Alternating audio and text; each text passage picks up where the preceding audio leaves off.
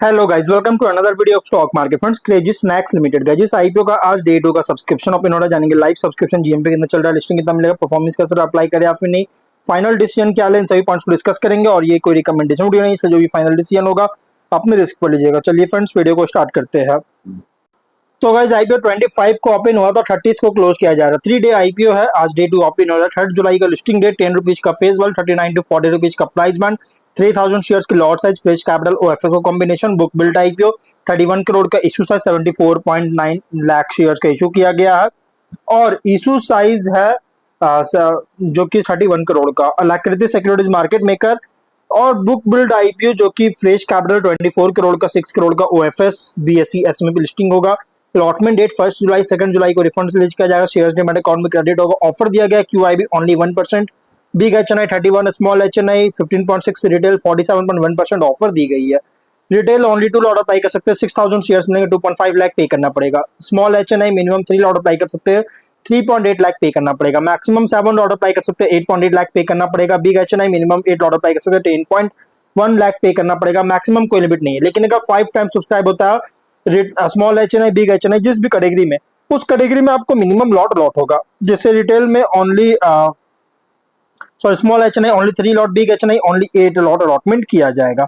लेकिन अगर हम इसके बात करें गाइस कंपनी के सब्सक्रिप्शन को लेकर, तो डे 1 सब्सक्रिप्शन अगर देखा जाए तो गाइस कंपनी जो सब्सक्राइब किया गया, क्यूआईबी एक भी शेयर्स का बीड नहीं किया। बिग एचएनआई 47 शेयर्स का बीड किया, 11 लाख शेयर सब्सक्राइब है, 4.6 करोड़ का। स्मॉल एचएनआई एक भी शेयर सब्सक्राइब नहीं हुआ। रिटेल में ओनली 4% सब्सक्राइब, 1.2 लाख शेयर्स का बीट किया, 53 लाख का। Total 17% subscriber, 12.2 lakh shares beat किया, 5.1 करोड़ का। 25 एप्लीकेशन सबमिट हुआ। डे 1 में बहुत ही नेग्लिजिबल, बहुत ही लो सब्सक्राइब। हाँ, बिग एचएन थोड़ा बहुत सब्सक्राइब हुआ, बाकी रिटेल में एकदम बहुत ही लो। और क्यूआईबी एचएन और स्मॉल एचएनआई में एकदम सब्सक्राइब नहीं हुआ, एक भी शेयर्स का बिड नहीं किया। जीएमपी की बात करेंगे तो कंपनी का जो जीएमपी ट्रेड कर रहा है, अगर देखा जाए तो इसका जीएमपी गाइस कंपनी का ट्रेड कर रही है लगभग 42 रुपीज का, जिसके अकॉर्डिंग 0 पर फ्लैट लिस्टिंग या तो डिस्काउंट लिस्टिंग कर सकता है। बिजनेस की बात करें तो वाइड रेंज ऑफ बेकरी और नमकीन प्रोडक्ट्स का ऑफर करने में इंगेज है। करंटली मार्केटिंग करता है, यूपी बिहार जैसी स्टेट में प्रोडक्ट्स को मार्केटिंग करता है करंटली। और नॉर्थ सेंट्रिक प्लेयर है कंपनी का होने के बावजूद ये सिर्फ यही 2 स्टेट पर मेनली करंटली ऑपरेट मार्केटिंग कर रहा है। फाइनेंशियल अगर देखा जाए तो टॉप लाइन इनकंसिस्टेंसी, जो कि 25 में बहुत तेजी से गिरावट आया, लेकिन बॉटम लाइन अगर देखें तो बहुत अच्छी ग्रोथ देखने को मिल रहा है, जबकि टॉप लाइन गिरावट था। लेकिन 25 से जो बॉटम लाइन है गाइस, बहुत ही सरप्राइजिंग बूस्ट देखने को, बहुत अच्छी ग्रोथ देखने को मिल रहा है। प्रॉफिट हाइयर देखने को मिल रहा है, जो कि फाइनेंशियल वैल्यूएशन के लिए एक स्टेज की तरह शो कर रहा है, स्टेज शो कर रही है, थोड़ा सा डाउट क्रिएट कर रही है। 9 मंथ्स में अगर देखा जाए तो कंपनी का रेवेन्यू 87.5 करोड़ का, प्रॉफिट 6 करोड़ का अराउंड है। और कॉम्पिटिटर की बात करें तो पीयर्स अगर देखा जाए तो कंपनी के जो पीयर्स है, अगर हम बात करेंगे तो अन्नपूर्णा स्वादिष्ट, अंजनी फूड्स, और इसके अलावा अगर देखा जाए तो Astron Multigrain, SSMD, Acrotech, Ganesh Consumer Products, ये सभी इसके कॉम्पिटिटर सेम बिजनेस प्रोवाइड करता है। ऑब्जेक्टिव क्या है तो एग्जिस्टिंग मैन्युफैक्चरिंग फैसिलिटी में मशीनरी इक्विपमेंट इंफ्रास्ट्रक्चर एनहांसमेंट्स के लिए परचेज करना चाहता है, इसके लिए कैपेक्स करेगी। लोन का रीपेमेंट या पेमेंट करना चाहता है, जनरल कॉर्पोरेट पर्पस के लिए फंडिंग चाहता है, इसके लिए आईपीओ लेकर आया। रेशियोज ROE 15, ROCE 10, RONW 14% का। डेट इक्विटी 1.6 टाइम का, पीबी 2, पी रेशियो 11.9 टाइम का। Promoter holding ratio 76.1, post issue 50.8%। Market cap 100.5 crore का अराउंड होगा। कंपनी का रिसेंट फाइनेंशियल डेटा के अकॉर्डिंग प्राइस बैंड जो रखा गया बहुत ही एग्रेसिव, बहुत ही ओवरली प्राइस रखी गई है। अगर हम स्वॉट एनालिसिस करेंगे तो स्ट्रेंथ अगर देखा जाए तो पैकेज्ड स्नैक्स और फूड प्रोडक्ट सेक्टर में ऑपरेट कर रहा है। डाइवर्सिफाइड पोर्टफोलियो ऑफर करता है नमकीन, चिप्स, एक्सट्रूडेड स्नैक्स और रेडी टू ईट प्रोडक्ट्स का। और बेनिफिट मिल रही है क्योंकि ब्रांडेड पैकेज्ड फूड प्रोडक्ट्स का के लिए इंडिया में डिमांड ग्रो कर रहा है। स्टैब्लिश्ड डिस्ट्रीब्यूशन नेटवर्क स्टैब्लिश कर चुका है, जिससे market penetration, customer rich support करता है। Asset light drive in business model है, जो कि स्केलेबिलिटी को सपोर्ट करता है। कंज्यूमर फूड सेक्टर जो कि रेकरिंग डिमांड और बिजनेस स्टेबिलिटी प्रोवाइड करती है। वीकनेस की बात करें, बिजनेस जो कि इंटेंस कंपटीशन फेस कर रहा है large FMCG regional snack brand से। प्रॉफिटेबिलिटी भी सेंसिटिव है रॉ मटेरियल और पैकेजिंग कॉस्ट में फ्लक्चुएशन के ऊपर।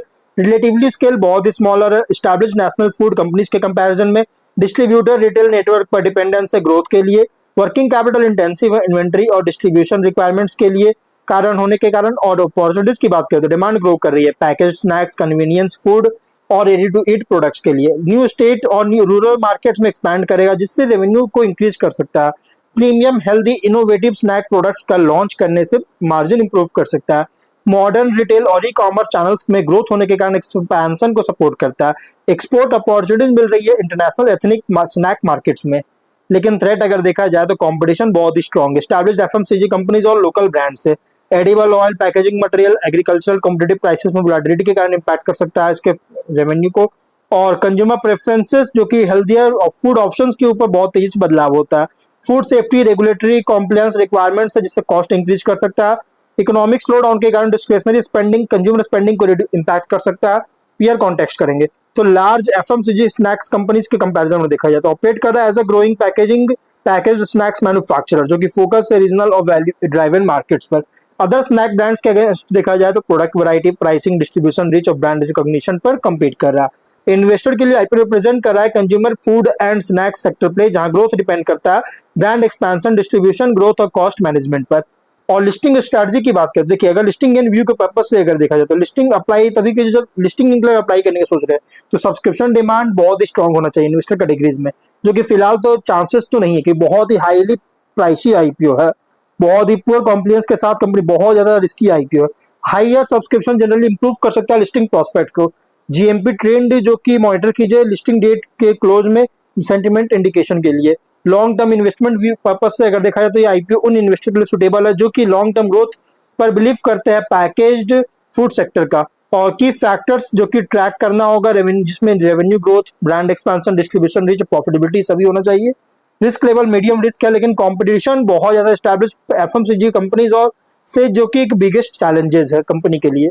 और स्ट्रैटेजी वर्डिक्ट की बात करेगा, लिस्टिंग इनके लिए अप्लाई करने का सोचेगा, जीएमपी और सब्सक्रिप्शन दोनों बहुत ही स्ट्रांग होना चाहिए लॉन्ग टर्म के लिए। देखिए सिलेक्टिव है, अगर कंफर्टेबल है आप एफएमसीजी कंपटीशन और एग्जीक्यूशन रिस्क के साथ तो कंसीडर कर सकते, बट हाँ फाइनल डिसीजन जो भी लीजिएगा अपने रिस्क पर लीजिएगा, ये कोई रिकमेंडेशन वीडियो नहीं है। तो गाइज वीडियो को यहीं पर एंड करते हैं, अगर कोई डाउट है कमेंट बॉक्स में पूछे, मिलते हैं नेक्स्ट वीडियो में, टिल देन बाय बाय।